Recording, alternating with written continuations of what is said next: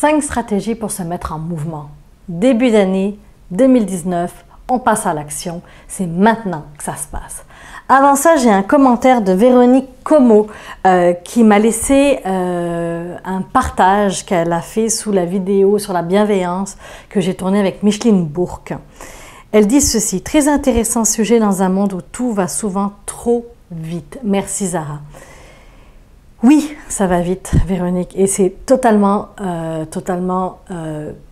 fait, c'est très difficile de s'arrêter dans un temps où tout va vite. Cependant, on gagne à prendre le temps et à prendre du recul par rapport à le rythme que les gens nous imposent. Quel est notre rythme? Qu'est-ce qui nous fait du bien à nous? Parce qu'il y a un temps pour tout. Il y a des moments où on doit être rapide et il y a des moments où on doit être lent. On a besoin de réflexion et des fois on a besoin de passer à l'action. Alors, il va falloir apprendre à jongler entre les deux. Alors, revenons à nos 5 stratégies pour se mettre en mouvement. Je suis allée à un événement il n'y a pas longtemps et on m'a dit ceci: Zara, je n'arrête pas de procrastiner, je n'arrive pas à passer à l'action. Cela m'a vraiment donné le goût de partager sur le sujet parce que je réalise que cette personne-là n'était pas la seule.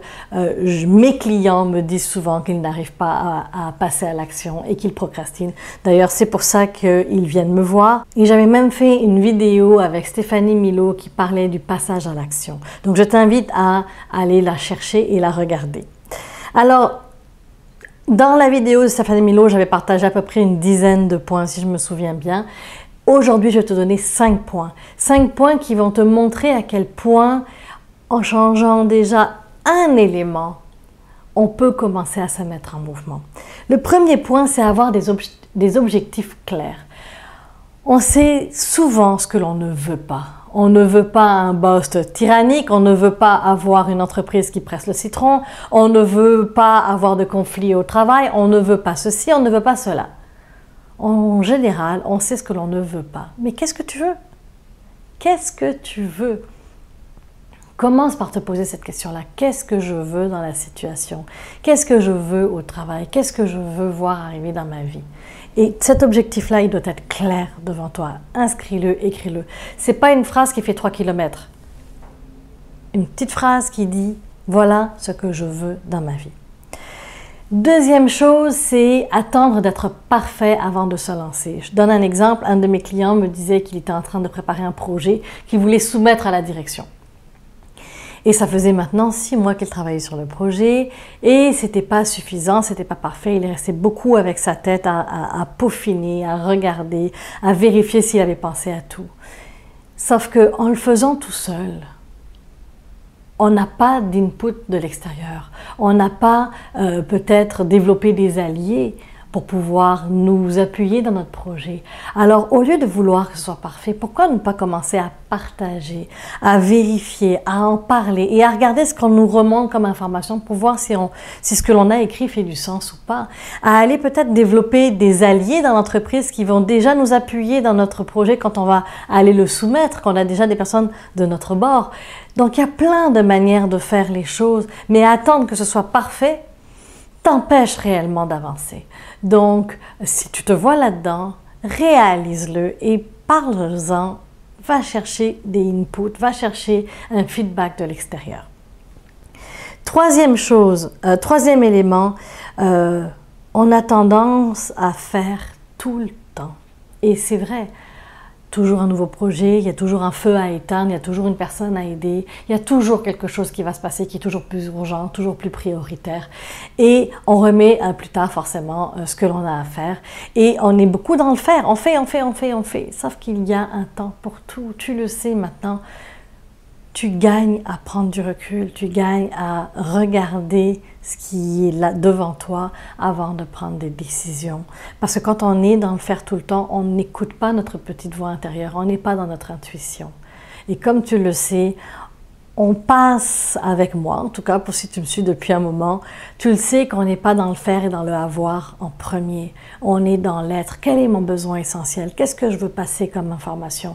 On est vraiment à l'intérieur de nous Et une fois qu'on a ça, on a notre inspiration, on prend notre inspiration et on va y mettre notre faire et notre avoir. Donc comment faire et le mettre en place par la suite. Mais ça passe d'abord par l'intérieur. Quatrième élément qui nous empêche d'avancer et qui va être qui va te permettre que tu vas pouvoir travailler, on va dire, c'est l'idéal qui tire vers le bas. C'est bien d'avoir un objectif, c'est bien de te voir et d'avoir l'idéal de toi dans telle ou telle situation et dans ta vie de qui tu veux être, où tu veux être. C'est bien.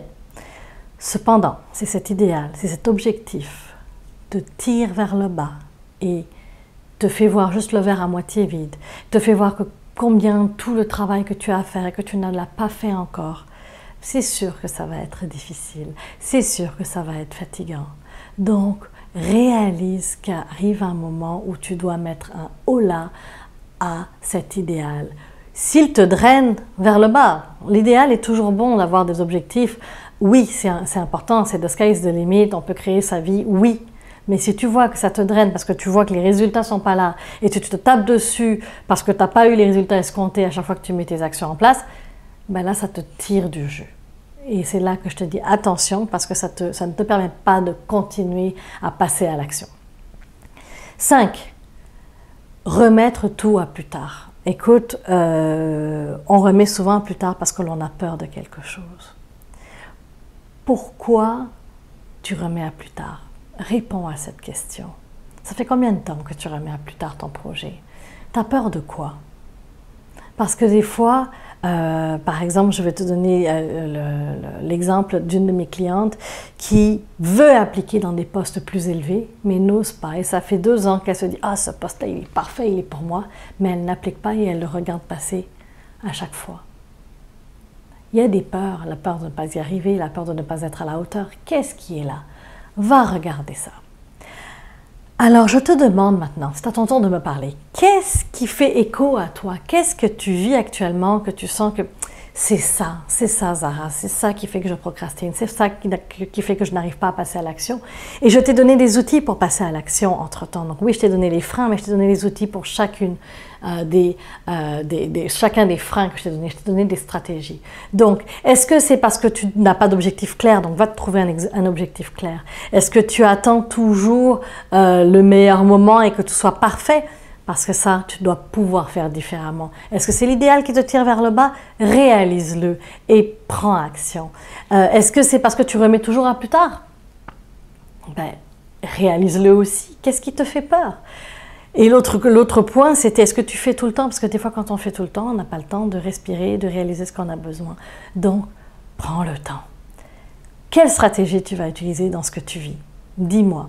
Pense aussi à télécharger les e-books gratuits qui sont faits pour toi, que j'ai écrit pour toi, pour t'aider à être mieux dans ta vie professionnelle et dans ta vie personnelle.